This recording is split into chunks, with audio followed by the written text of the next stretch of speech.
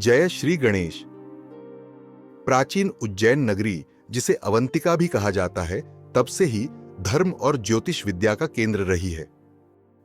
यहीं प्रभु शिव ने महाकाल रूप धारण कर भक्तों की रक्षा की और काल पर विजय का आशीर्वाद दिया।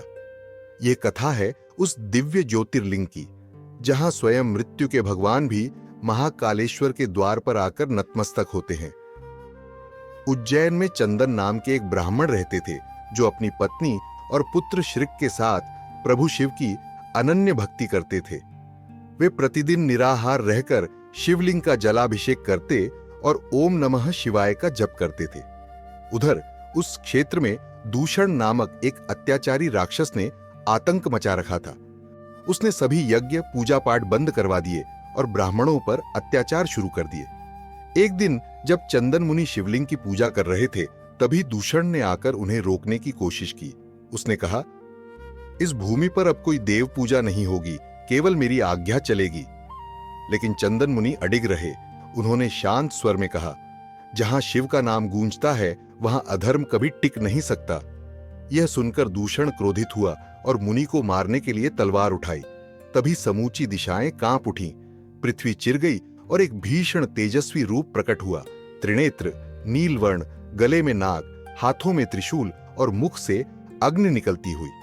यह स्वरूप था स्वयं महाकाल का।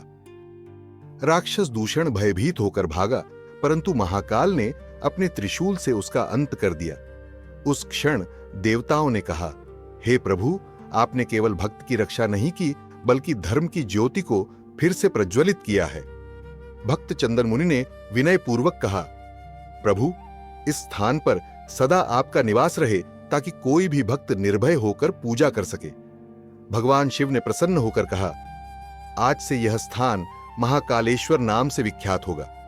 यहां जो सच्चे भाव से मुझे स्मरण करेगा, मृत्यु भी उसके समीप आने से पहले अनुमति मांगेगी। कहा जाता है कि महाकालेश्वर के गर्भगृह में आज भी समय रुक सा जाता है। यहां भस्म आरती का विधान है, जहां देवाधिदेव आग में भस्म रूप में अलंकृत होकर भक्तों को यह स्मरण कराते हैं कि जीवन क्षण भंगुर है, इसलिए मुझे याद कर अपने भीतर के अहंकार और भय को राख कर दो। महाकालेश्वर एकमात्र ज्योतिर्लिंग है जहां शिव जीवित राजाधिराज के रूप में पूजे जाते हैं। उज्जैन की इस पावन धरती पर महाकालेश्वर शिवलिंग केवल एक तीर्थ नहीं, बल्कि यह काल पर विजय का प्रतीक है। ऐसा विश्वास है कि जो सच्चे भाव से महाकाल की जय का उच्चारण करता है, उसके जीवन के सभी बंधन ढीले पड़ने लगते हैं। महाकाल केवल मृत्यु से रक्षा नहीं करते, बल्कि आत्मबोध का द्वार खोलते हैं। यदि आपको यह वीडियो अच्छा लगे तो लाइक, शेयर और सब्सक्राइब अवश्य करें। हर हर महादेव।